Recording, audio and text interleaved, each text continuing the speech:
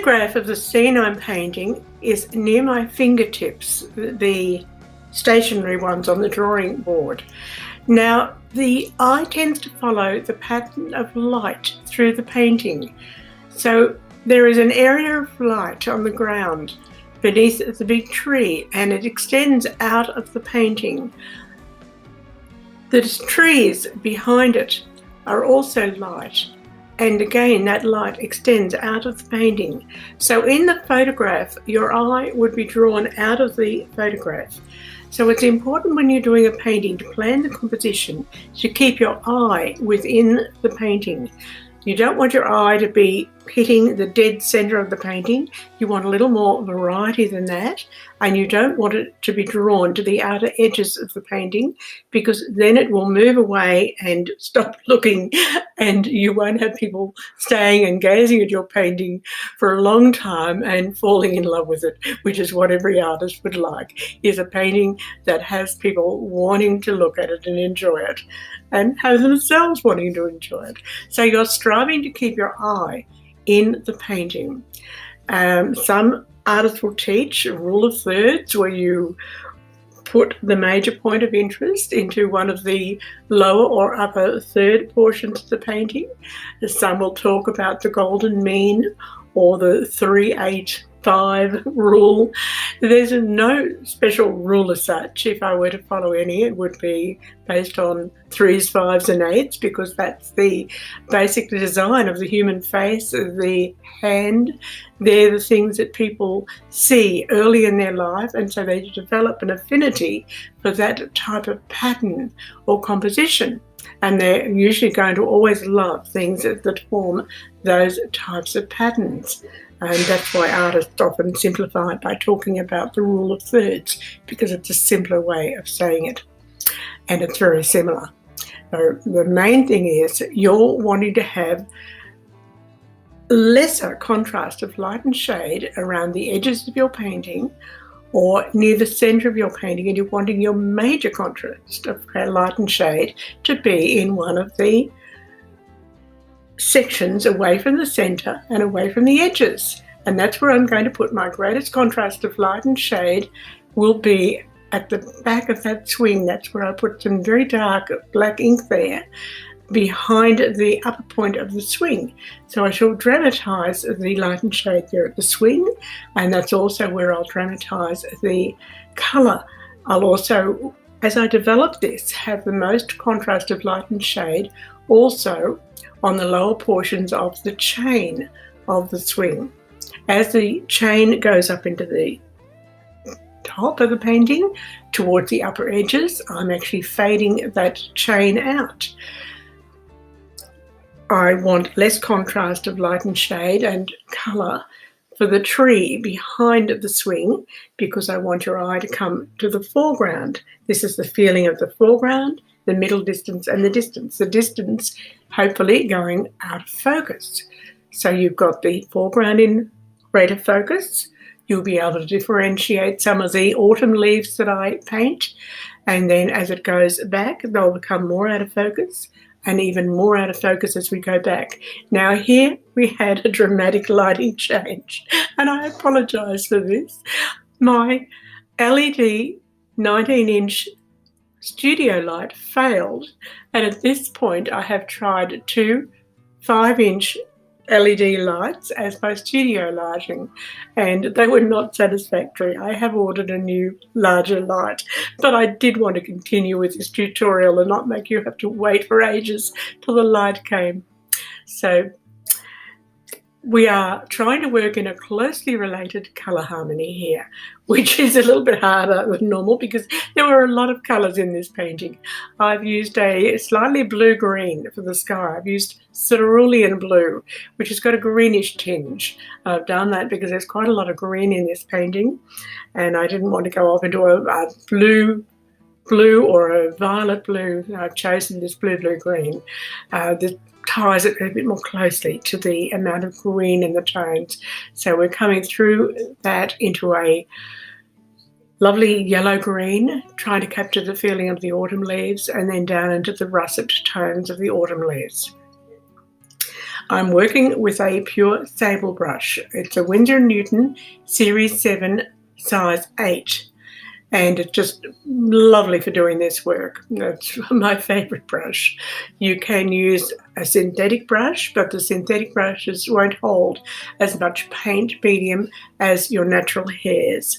At this stage, they haven't been able to perfect them quite to the same finesse as some of these beautiful Kolinsky sable brushes. They eventually will work on it, I'm sure, and you'll be able to get synthetic brushes which are much cheaper than the Kolinsky sable that will do the job. Now you see, I'm an artist who likes to work across the whole painting at once. While I have a tone or a colour on my brush, I like to look at the whole painting and see where that colour and tone belongs. And I'm also taking in the whole painting and asking, what does the painting need? Other artists might work tighter. They might look at an area and strive to complete an area before moving to the next. There isn't a right or wrong to this. You paint as you find works for you. The way I have been taught is to look at the whole painting and say, what does the painting need? And do what the painting need, and to try never to look at the brushstroke, which can lead to fiddling and becoming over tight, and I'm trying to be loose and impressionistic. But this is because of my impressionistic tonal training and the fact that that's the way I choose to work. For an illustrative artist or an artist who enjoys tight realism, then completing an area is probably the way they prefer to work. So my way isn't right, and just do what works for you and feel confident. Now see how I'm splattering. Now I'll show you a close-up of this shortly. I just like to hit the loaded brush onto something firm. Where my hand didn't work, I hit it on the bottle of ink and allowed the paint to splatter out. Just watch it doesn't splatter into your cup of coffee. Now I'm working in a public space, so you have background noises. These are the things that the en plein air artist or the on location painting landscape artist needs to contend with. Other things that will affect the on-site painter is the fact that the painting dries very fast here in southeastern Australia. In tropical areas, you might have to deal with the painting drying too slowly. I'm applying some gouache here. That's opaque watercolour. It's titanium white, and I'm trying to apply it in a dry brushing technique where I'm just lightly brushing over the surface. This is where I prefer a textured paper because one can hit on the high points of the paper. This happens to be a smooth, hot-pressed paper. My preference is for a cold-pressed paper. I'm using a 100% rag paper. And I hope this brings a little realism to show you the issues you work with when you're working on location. The other thing, of course, is the changing lights. They are beneath your control. The sun moves in and out behind clouds and your light will change. Now here is the close-up I promised of the splattering. I load my brush with the colour and liquid, and then I hit on a firm surface so that it will splatter. Often I'll work with the brush dry on the side and often up on the point to give the effect of grasses. The more textured your paper is, the more easy it is to apply those dry brushworks. When you're doing splattering, it doesn't matter whether the paper is cold pressed or hot pressed.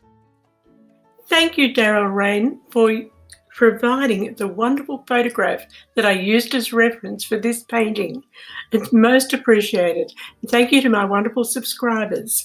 I've got a surprise present for you. I have divided my channel into 4 channels so that you can subscribe to just the content you want to be notified of.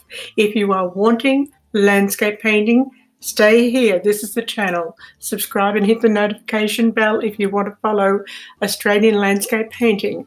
If you are into flowers and still life, look into the comments below and you will find the link to my channel that will specialise on flowers and landscape. My dog drawing channels is going to feature all my figurative work, some for fun, caricature and some more realist style. And because I've always been a storyteller as well as an artist, I have Positive Aging, my stories and art channel. So thank you from Reg as well as Run for your support.